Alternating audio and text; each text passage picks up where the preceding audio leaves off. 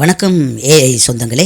இன்று நாம் உங்களோடு பேச வந்த விஷயம் இலங்கையில் தற்போது படுபயங்கரமாக வைரலாகி வருகின்ற ஒரு விஷயம். இன்னொரு வகையில் சொன்னால் வெட்கி தலைக்குனிய வேண்டிய விஷயமாக கூட இது சிந்திக்கப்பட வேண்டிய ஒன்றாக உள்ளது. அது என்ன அப்படி விஷயம் கேட்குறீங்களா? அந்த விஷயம்தான் இலங்கையில் நடந்த ஒரு பாலியல் தொடர்பான ஒரு சம்பவம். இந்த சம்பவத்தை நான் குறிப்பிடுவது எவரையுமே அவமானப்படுத்தவோ அல்லது தலைக்குனிய செய்யவோ அல்ல. மாறாக இவ்வாறான சம்பவங்கள் எமக்கு ஒரு படிப்பினையாக மாற்றி நாமும் முன்னெச்சரிக்கையாகவும் ஒரு சிறந்த சமூகத்தை உருவாக்குவதற்கு பங்கு கொள்ள வேண்டும் என்ற ஒரே காரணத்துக்காகத்தான் ஊடகங்களில் வைரலாக வெளிவந்து கொண்டிருக்கும் இந்த விஷயத்தை நான் உங்களுக்கு எத்தி வைக்கின்றேன். சரி நேயர்களே, நீங்கள் எப்போதும் சூடான தகவல்களை எமது சேனலில் நீங்கள் மறவாமல் நீங்கள் சப்ஸ்கிரைப் செய்து வைத்துக் கொள்ளுங்கள் என்று கேட்டு என்ன சம்பவம் என்று பார்ப்போமா?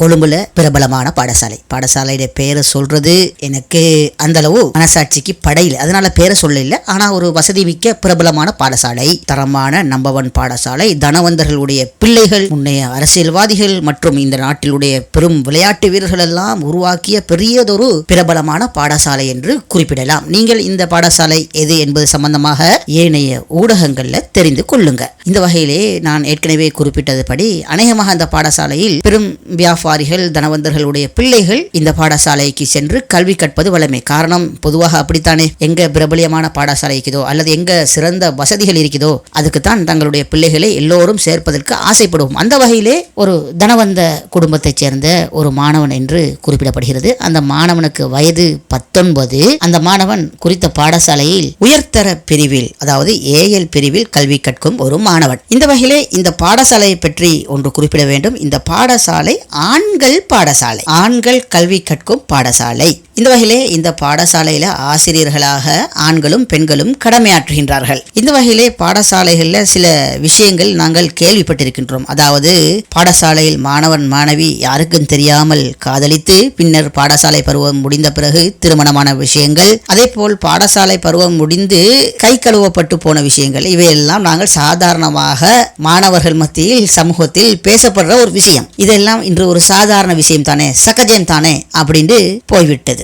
பாடசாலை பருவத்தில் கல்வி நோக்கத்துக்காக, அதாவது பக்குவமாக கல்வி கற்று வீடு சென்று இலக்குகளை அடைவதற்கு வழிகாட்டுவது ஆசிரியர்களின் பொறுப்பு. இந்த வகையிலே ஆசிரியர்கள் எவ்வளவு தான் மாணவ மாணவிகளை கவனித்தாலும் அவர்களுக்குள்ளே காணப்படும் இவ்வாறான மாணவ மாணவி காதல்கள், தொடர்புகள், மன ஊசலாட்டங்கள் போன்றவற்றை ஆசிரியர்களால் 100% கண்டு கொள்ள முடியாது என்பதே யதார்த்தமான விஷயம். ஒரு மாணவன் பாடசாலை வளாகத்துக்குள் இருக்கும் போது ஒழுக்கம் உள்ளவனாக இருக்கலாம். ஆனால் பாடசாலைக்கு வெளியே வேறு வகையான அவனது நடத்தைகள் கூட இனம் காணப்படுகிறது. அதாவது போதைப் பொருளுடன் தொடர்பு பட்ட மாணவர்கள் எல்லாம் கண்டுபிடிக்கப்பட்டுள்ளது. ஆனால் சமூகத்துல பொதுவா சொல்லுவாங்க, எவர்டா உன்னுடைய ஆசான் உங்களுக்கு ஒழுக்கத்தை பற்றி போதித்தது இல்லையா அப்படின்னு சொல்லி வெளியில ஏதாவது ஒரு மாணவர்கள் தவறு செய்யும் போது அந்த சமூகத்தில் சிலர் ஆசானை திட்டுவார்கள், சிலர் தாய் தகப்பனை திட்டுவார்கள். குறிப்பாக பாடசாலை சீருடையில் ஏதாவது ஒரு மாணவன் வீதியில் போகும்போது திடீரென்று வீதியை முறையாக கண்காணிக்காமல் திடீரென்று குறுக்கே பாய்ந்த போது ஒரு 3 வீலர் பிரேக் அடிச்சு நிக்குது. அப்படி பிரேக் அடிச்சு நின்ற போது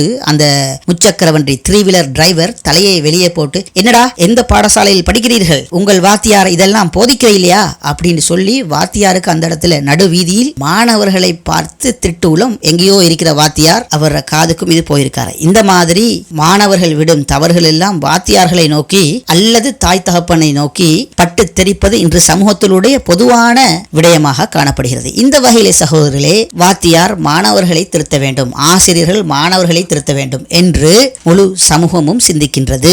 அந்த அளவு இந்த ஆசிரியர்கள் சமூகத்தில் ஒழுக்கமானவர்கள், அவர்கள் ஒழுக்கத்தை போதிப்பவர்கள், உலகத்தில் நல்லதை போதிக்க வந்த ரிஷிகளை போன்றவர்கள் ஆவார்கள் என்று இன்று அந்த சமூகம் ஆசிரியத்துவத்தை ஒரு உன்னதமான பார்வையில் பார்க்கின்றது. அதனால்தான் மாணவர்கள் தவறு செய்யும் போது, எந்த பாடசாலை உனக்கு ஆசான் இதெல்லாம் சொல்லித்தர இல்லையா அப்படின்னு சமூகம் திட்டுதுன்னு சொன்னா ஆசான் எவ்வளவு பொறுப்பு வாய்ந்தவராக இருப்பார் என்பது இந்த சமூகத்தின் வாய்களில் இருந்து நாம் தெரிந்து கொள்ளலாம். இந்த வகையிலே ஆசிரியர்கள் மாணவர்களை வழிநடத்துவது இன்றியமையாத ஒரு விஷயம். மாணவர்கள் எப்போதும் பிழை செய்யக்கூடியவர்களாக இருப்பார்கள், அது தவிர்க்க முடியாது. காரணம், அவர்களது அறிவு அவ்வளவுதான். ஆகவே அந்த பிறண்டி இருக்கின்ற அந்த அறிவை ஒழுங்குபடுத்தி நேரிய பாதையில் அந்த மாணவனுக்கு வழியை எடுத்து காட்டுவது ஆசிரியர்களின் பொறுப்பு. இதுதான் யதார்த்தம். அதற்காக ஆசிரியர்கள் எல்லாம் தெய்வத்தை போன்றவர்கள், பிழை செய்ய மாட்டார்கள் என்று நாம் பேசவே முடியாது. மனிதர்கள் என்ற வகையில் அவர்களிடமும் பிழை இருக்கும். ஆனால் ஆனால் சில பிழைகள் தவறுகள் அவர்களோடு தனிப்பட்ட ரீதியில் மறைவாக இருக்கும் அல்லது ஒரு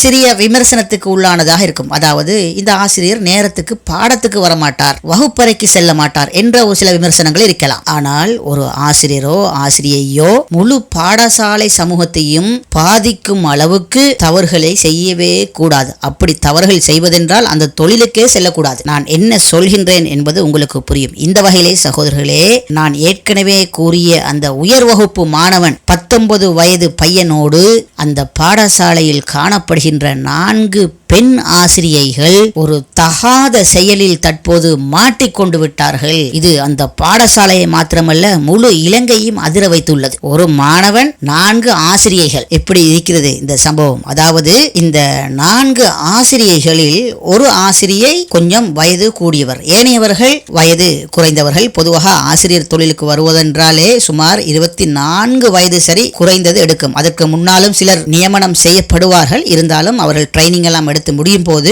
23, 24 வயதுகளை அடைந்து விடுவார்கள். இந்த வகையிலே இந்த 4 பேரும் இந்த குறித்த ஏஎல் வகுப்பு 19 வயதுடைய மாணவனோடு வெவ்வேறு நேரங்களில் தொலைபேசி அழைப்புகள், வீடியோ கோல்களை எடுத்து பேசுவதாக இருந்துள்ளது. இவ்வாறு வீடியோ கோல்களோடு தொடர்புபட்ட இந்த ஆசிரியர்கள் தகவல் அடிப்படையில் ஒன்றாக அல்ல வெவ்வேறு நேரங்களில் இந்த மாணவனோடு தொடர்பு கொள்வார்களாம். அவ்வாறு தொடர்பு கொள்ளும் போது பாலியல் ரீதியான வீடியோ கோல் தொடர்புகள் அவற்றில் இடம்பெற்றுள்ளது என்பதை அந்த வீடியோ கோல் எடுக்கப்பட்ட நேரம் குறித்த மாணவன் என்ன செய்யறதுன்னு சொன்னா, அந்த ஆசிரியரோட லீலைகளாக பேசுற நேரத்தில் அவற்றை ஸ்கிரீன் ரெக்கார்ட் செய்து தனது கையடக்க தொலைபேசியில் சேமித்து வைத்துள்ளான். இந்த வகையிலே இது பற்றி ஒரு பிரபலமான ஒரு யூடியூப் தளம் இப்படி செய்தி வெளியிடுகிறது. அதாவது குறித்த மாணவன் ஆசிரியர்களுடன் நிர்வாணமாக வீடியோ அழைப்பு, வீடியோ கோல் மேற்கொண்டு அவற்றை ரகசியமாக தனது தொலைபேசியில் பதிவு செய்துள்ளான். அதுபோல் அந்த ஆசிரியர்களுடைய மூமெண்டும் தற்போது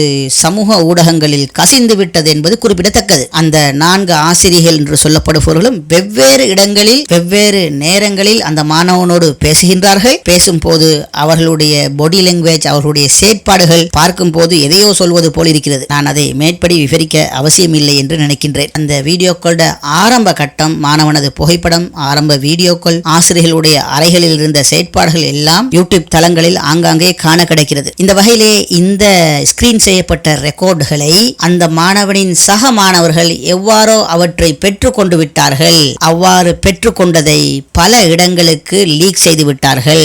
இவ்வாறு வெளியானதுடன் பாடசாலையும் பாடசாலை சமூகமும் அதிர்ந்து போய்விட்டது சகோதரர்களே. அதிபர் என்ன செய்வார், ஏனைய ஆசிரியர்கள் என்ன செய்வார்கள், இதற்கு முன் படித்த பாடசாலை மாணவர்கள் என்ன செய்வார்கள், எல்லோருக்கும் ஒட்டுமொத்த தலைக்குனிவு போல் இந்த சம்பவம் நடந்துவிட்டது. என்னடா பாடசாலை இதுன்னு சொல்லி யாருமே காரி துப்புற மாதிரி பேச மாட்டாங்களா? பேசுவாங்க. ஆனால் இதை பற்றி யதார்த்தம் உள்ளது. ஒரு மாணவனோ ஒரு ஆசிரியரோ செய்யும் தவறுகளுக்கு அந்த பாடசாலையோ அந்த பாடசாலை சமூகமோ எந்த வகையிலும் பொறுப்பு கிடையாது. எனது அனுபவத்தில் ஒன்று நான் சொல்கின்றேன். பாடசாலை லீவ் காலம் ஒன்றில் பாடசாலை வளாகத்துக்குள் யாரோ ஒருவர் சுவரை பாய்ந்து கொண்டு, பொதுவாக இந்த பாடசாலை நகரப்புறத்தில் உள்ள பாடசாலை அல்ல, ஆனால் ஒரு பெரும் பாடசாலை. அங்கே எல்லா இடங்களிலும் சிசி கேமராக்கள் இருக்கும் அளவுக்கு அந்த பாடசாலை வசதியான பாடசாலையாக அப்போது இருக்கவில்லை. இந்த வகையிலே ஒருவர் சுவரை பாய்ந்து கொண்டு அந்த பாடசாலைக்குள் குறித்த ஒரு மூளைக்குள், அதுவும் பாடசாலையின் பின் வாயிலை அண்டிய ஒரு பகுதியில் மலசலம் கலைந்துள்ளார். அது யார் என்று தெரியாது. அடுத்த நாள் அந்த பாடசாலைக்கு சில பெற்றோர்கள், அந்த பாடசாலை நலன் விரும்பிகள் அந்த பாதையினால் உள்ளே நுழையும் போது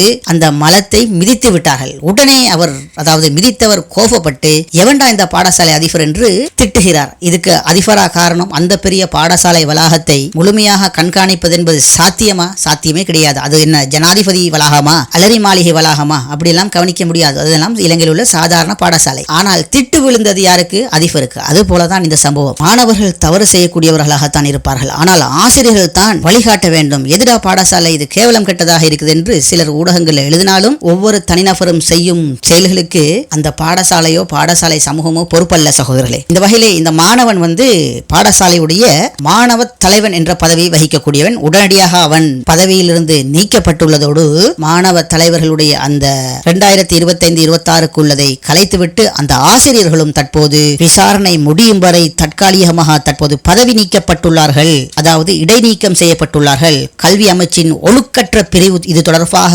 விசாரணையை ஆரம்பித்துள்ளது.